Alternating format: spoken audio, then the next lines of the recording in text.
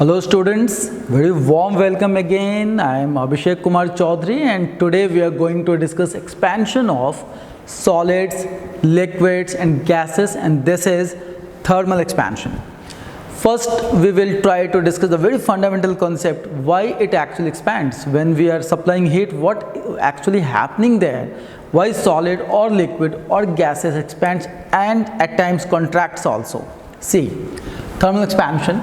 We will start with the graph of the potential energy curve. This is y-axis, this is x-axis, and when you will draw the potential energy curve between U and R, the graph will be something like this. This is the graph.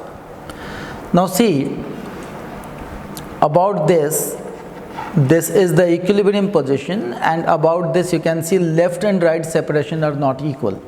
Okay, as you supplying heat, suppose heat is being supplied, what will happen? The energy will increase. So the energy here, it will reach somewhere here or somewhere here. So as soon as you will go up, you will see the distance between left and right, this gap is increasing.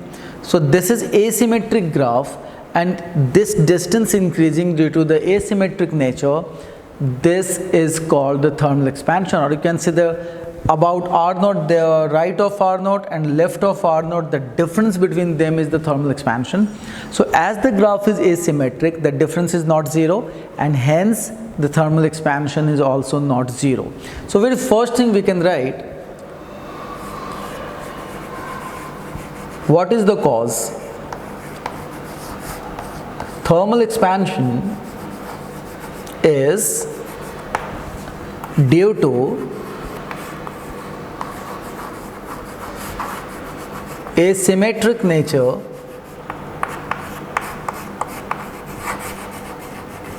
of the potential energy curve.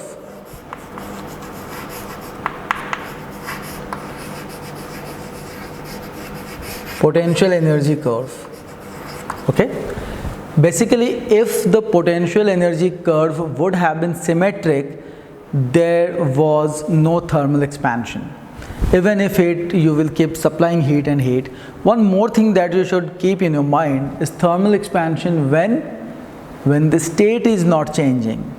Without changing state, then thermal expansion will be there. And moreover, when thermal expansion is there due to the asymmetric nature, overall in each dimension, each side, all the dimensions will increase. So there you will not find any dimension that is not going to increase. Expansion will be for all the dimensions. For this, if you will see an example, see the example. Suppose we have a laminar body. This is the laminar body.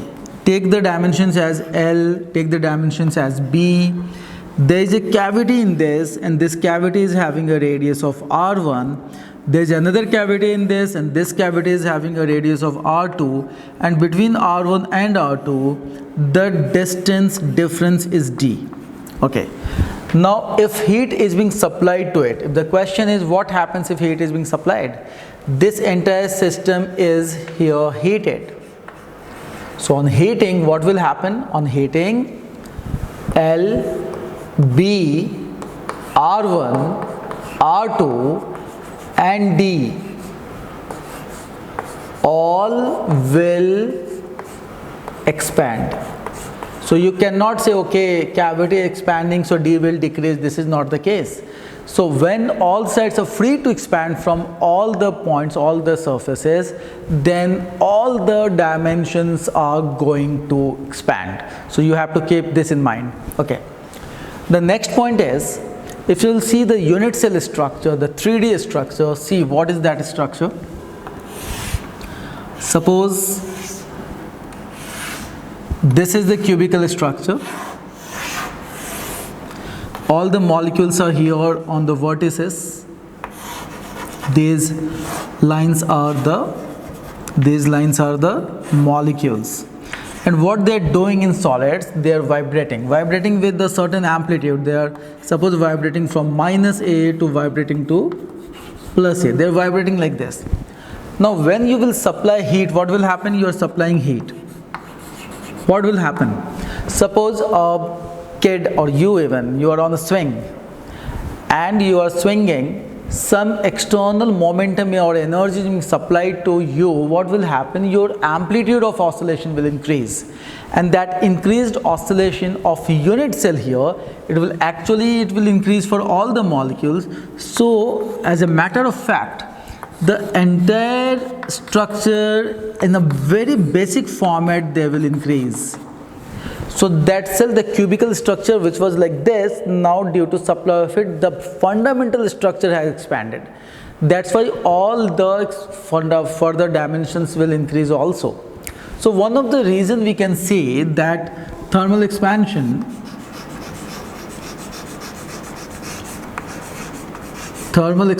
is due to increase in amplitude of intermolecular oscillation. Intermolecular oscillation. This is also one of the cause. So one cause, when on graph the question is asking you asymmetric nature, when motion wise they are asking you, you have to answer the increase in the amplitude of intermolecular oscillation for solids. So this is the basic fundamental intermolecular concept for thermal expansion. Now we will start with the linear expansion. Linear expansion. As we have discussed, all dimensions are going to expand. So length is the basic dimension that will expand, and two lengths are expanding, then area will expand, three lengths are expanding, then volume will expand. So geometry wise, it's linear expansion, it's superficial or aerial expansion, and the third one is the volume expansion. These three expansions we are going to discuss one by one.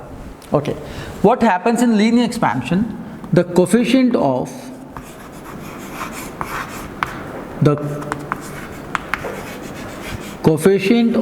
linear expansion,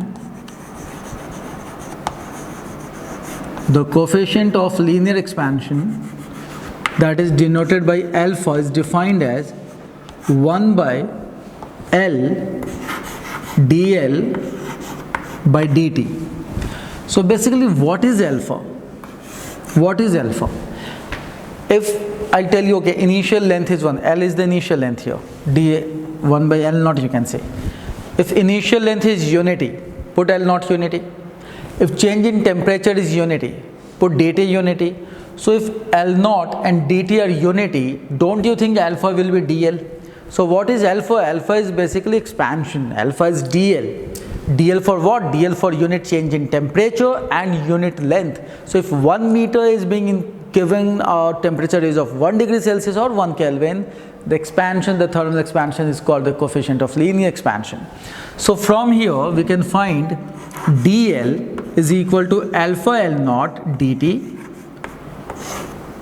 T naught to T, L naught was the initial length to L, and what final equation we write from this alpha's formula is L is equal to L naught 1 plus alpha T minus T naught, that is delta T. So this is the equation we are getting, and this equation we are getting from alpha. So this is fundamental, which is deriving this equation. Here delta T is what? Delta T is T minus T naught. So this formula we are going to use in the numerical application of linear expansion. See some application based question on that formula of linear expansion. L is equal to L naught 1 plus alpha delta T. First question that we are going to discuss is the scale reading question. This question is important fundamental question, and there are lots of confusion behind this question also. So let's understand this question of scale reading. There is a brass scale correctly calibrated at 15 degrees Celsius. Okay. So brass scale correctly calibrated, it means it will give you correct measurement at 15 degrees Celsius. and this is now is being used to measure a length at 45 degrees Celsius. If the scale gives a reading of 75 centimeter, find the true length. Okay, what is the actual and what is the true length? See, there is nothing actual. It is all according to the calibration, at what temperature you have calibrated. Okay, so we assume that L1 is the length. L1 is the length that was being measured at 15 degrees Celsius. Okay, and when temperature was increased from 15 to 35, length that was being measured become L2. So initially the measured length was L1, then it becomes L2. What is L2 minus L1? See, L2 minus L1, this is the delta L. And what is delta L? Delta L is L initial alpha delta T, and L initial here is L1 alpha, and what is delta T? 35 minus 15 is 20. So this is delta L, L2 minus L1. Okay, so what will be L2? L2, obviously the same formula, L1, 1 plus alpha. Alpha is given to us as 2 into 10 raised to power minus 5 into delta T is 20. This is L2, L1 plus something. And L2, see, if the scale gives a reading of 75 centimeter, find the true length. 75 centimeter, this, what is L2? L2 will be 75 into 1 plus 2 into 10 raised to power minus 5 into 20. Here one thing is important, like at 35 degrees Celsius, whatever length is L2 is there, that will be regarded as L1, because temperature initially it was L1, now between two fixed positions, this was L1, now temperature has increased to 35, so that L1 that we were assuming that this is the L1 length, that has become L2. So at 35 degrees Celsius, that L2 we are measuring is actually L1. It means in the bottom line we can say the observed length will be less than the true length. Observed length that we are observing, that is the observed length that we are observing is less than the true length. So the question is asking you the true length. So true length will be 75 into this one. Observed length is 75. Hence the observed length when temperature is increasing. Do remember this. In scale reading, when temperature is increasing, the observed length there is less than the true length. Okay. Now see the next application here. Again on linear expansion coefficient and concept. Find loss or gain. This is important. In time by a simple pendulum. First we will discuss these two lines. See. Simple pendulum's time period, you know, this is equal to 2 pi square root L by G, and we can say this is proportional to length or root of length. Now when you will increase the temperature, obviously length is going to expand. Length is expanding, what will happen? Length is expanding, temperature time period will increase. Time period will increase means it is taking a longer duration of time in the completion, in the complete oscillation. So when time taken is longer, isn't it obvious that it has become slow? And slow means loss in time. So it's completely reversed. Temperature is increasing, time is getting lost. Or temperature is decreasing, time is getting up, gained. So loss or gain can be understood from here. Increases by 30, it means this is loss. So what we are going to actually calculate is the loss. Temperature decrease, then gain. Okay. Now total time is given as 1 week. Fine. Now see, what is from here, what is the fractional change? T is depending root L. Can we write delta T by T, the fractional change is half for this root and delta L by L. Power becomes coefficient in fractional change. And what is delta L by L? Delta L by L from thermal expansion is alpha into change in temperature. Here we are representing temperature change by delta theta. So what is the loss or gain? Loss or gain is delta T, and that is now we know is loss is half. What is alpha? 1.2 into 10 raised to power minus 5 What is delta theta? 30 increased by, that is temperature difference. And what is total time? 1 week is 7 into 24. This is 7 into 24 days, hours, and total number of seconds 3600. That can be calculated. So what is the basic learning from this question is, temperature increase, then simple pendulum loses its time, decrease gaining its time. And the second one, we can directly use this, delta T by T is half delta L by L, and the complete loss or gain that depends upon the total time. Like in this question, the total time was 1 week. Now see the expansion of bimetallic strip. Bimetallic strip, two strips, two metal strips, and they are being aligned along the length like this.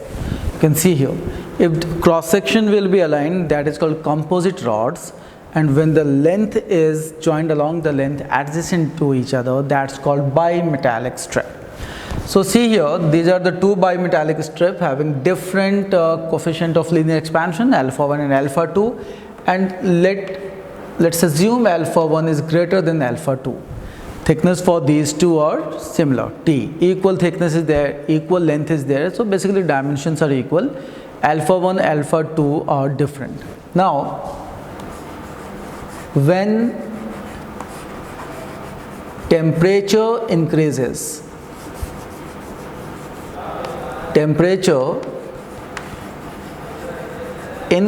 by delta theta degrees Celsius. Okay. Now see, when temperature will increase, it will try to expand from all the sides. So it will try to expand from here, it will try to expand from here, it will try to expand from here, it will try to expand from here. From all the sides it is expanding.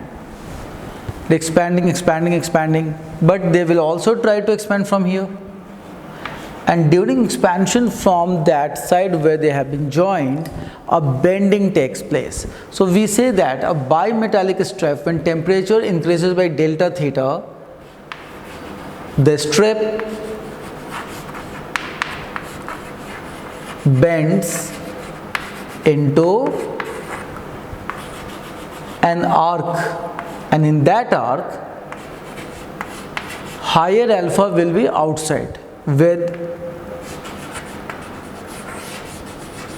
higher alpha on the convex side. Higher alpha on the convex side. So the shape of this bimetallic strip will be something like this.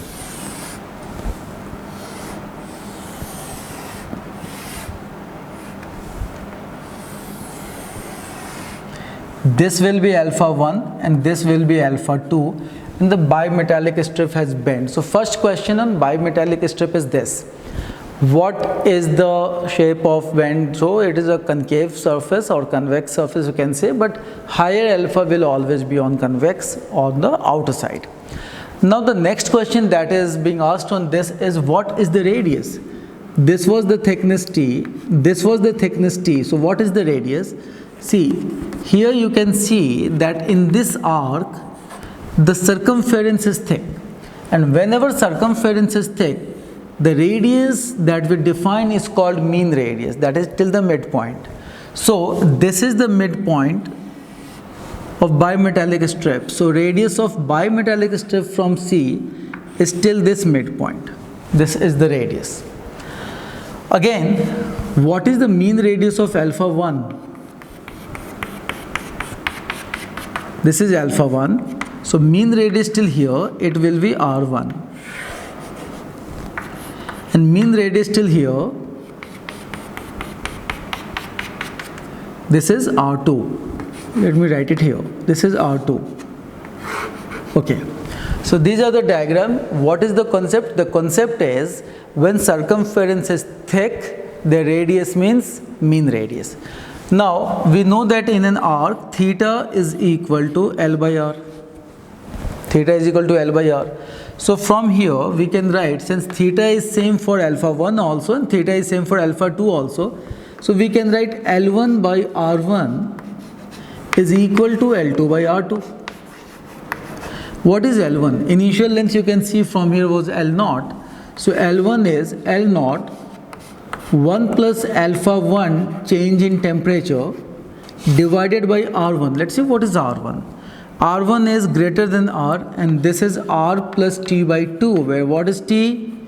T was the thickness of that strips. Okay. Again L2. What is L2? L2 is again L0 1 plus alpha 2 delta theta divided by R minus T by 2. As L0 will be cancelled, you can easily calculate what R from here. R is required. So R from here is like T upon alpha 1 minus alpha 2 into delta theta. See the proportionality, inversely proportional to alpha 1 minus alpha 2.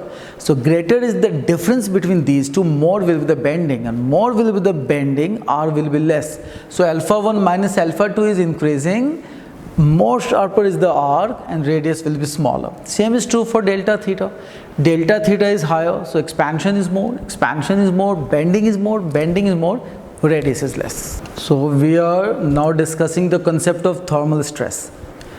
See, there is a very fundamental definition for thermal stress, and it is related to strain here. So how strain develops in the body? In a very simple manner, we can say, okay, dimension is changing, strain is developing. But the fact is something different. See, suppose there is a body and you are providing heat to the body. The body is expanding, its volume is changing. Volume changes, but what is the strain there? Strain is zero. Basically, strain is not only related to the change in configuration, not only. Strain is related to a restriction also. Like if someone is trying to expand, even if it is not expanded, but is trying to expand, and someone is restricting it, not letting it to expand, in that case also expansion strain is zero, even if expansion is not there. Strain is when the intermolecular forces are there working, they are doing work to either put the shape back to the original, or through expansion the body is experiencing some restriction. Unless and until a restriction is there, strain cannot be developed. So only change in configuration is not a proper statement for the strain. We must say strain is when change in configuration is being opposed or restricted by a force over there. That is called a strain. Okay, so what is the thermal strain then? We know that L is L0 1 plus alpha delta theta. Okay, and L minus L0 upon L0 is alpha delta theta. See this is called thermal strain. This is called thermal strain. This thermal strain is basically depending upon two things. One is alpha, second is delta theta. And don't you think slightly, conceptually, these two are intermolecular. Alpha is intermolecular as well as temperature changes also. So dimensionally this is delta L by L, because you know that way the definition of strain. But thermal strain is alpha into delta theta. When alpha into delta theta, when expansion is there and someone is trying to restore it, someone is trying to restrict it.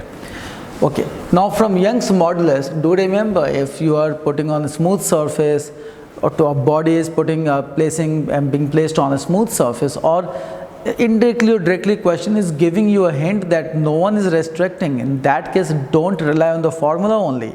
Even if it appears like there is an expansion, you have to write there is a zero strain and zero stress. Y is equal to F by A into strain, and strain here is alpha delta theta. So what will be F by A? F by A is here thermal stress, and this thermal stress that we can write here is y alpha delta theta. So this is the thermal stress F by A. But again, the important point is keep the sequence right. Thermal stress being developed by thermal strain, proper. Now thermal strain is due to temperature change, again proper, but that temperature change must be supported by some restriction, some restricted force, whether it is intermolecular or outside, mechanically you are restricting it, then only strain will be developed. So this is the entire concept of thermal stress. Now see a very interesting question on thermal stress. See, this is a consider brass strip. This is the brass strip, and this brass strip has a Young's modulus y. The length initial is 1, and from this it is free to expand. Okay, this end is free to expand. When temperature of the rod increases by 120 degrees Celsius, there is an increase in temperature. Length increases by 2 centimeter. Initial length was 1 and the change in length is 2 centimeters. So question is asking us to calculate stress. Okay. See, stress or strain, they can be calculated by the values of each other, using the value of each other. So if I will have the value of y, I will have the value of strain, I can calculate stress. So what is the stress? Y is equal to stress upon strain. Okay. So if the question is asking you for the stress, you can write it, okay, this is y multiply by strain, and the change in length is 2 centimeter. So 0.02 upon the original length was the 1 meter. This should be the stress, but this is completely wrong. So I told you earlier, don't only rely on the formula. Now see what is happening. You can see this end as free. This end is free. So what is happening there? In the free end, there is no elastic force is developing. There is no restriction. So if there is no restriction, there will not be any strain developed. So even if geometrically, dimensionally, numerically there is a strain, but the actual strain will be 0 there. So what is the strain? It's free to expand, no elastic force developing. So we will write, okay, here strain is 0. And since strain is 0, obviously we can find it out that stress is also 0. So thermal stress is numerically a very easy topic, but it is conceptually at times, while solving 45 questions in a go, you will at times miss the concept, you will perform silly mistakes. So do remember, for thermal stress, strain will develop only if there is a restriction. There is a restriction over there. Okay. Now the next concept we will discuss is the areal expansion. After linear expansion, this is areal expansion. And areal expansion, obviously expansion in area. And here we define coefficient of areal expansion as 1 by A dA by dt. 1 by A dA by dt. This 1 by A dA by dt. And from here, if this is the initial area, what we can write is area is equal to A naught 1 plus beta delta T. A naught 1 plus beta delta T, where beta is obviously coefficient of areal expansion. Beta is coefficient of areal expansion. Okay. In this, what you have to remember is, since there two lengths are changing, how many lengths are changing? 2. Then obviously area expansion is there. But consider one thing, suppose there are two lengths, length and breadth, but only one length is changing. Second length has been maintained fixed by anyhow, it's not changing. What do you think, area will change or not? Definitely it will change. So area might change according to change of one length or according to change of two lengths. So if one length is changing, then beta is equal to one length change alpha and 2 lengths changing, then 2 alpha. 1 L changes, beta is equal to alpha, and 2 lengths change, then beta is equal to 2 alpha. So beta might be both.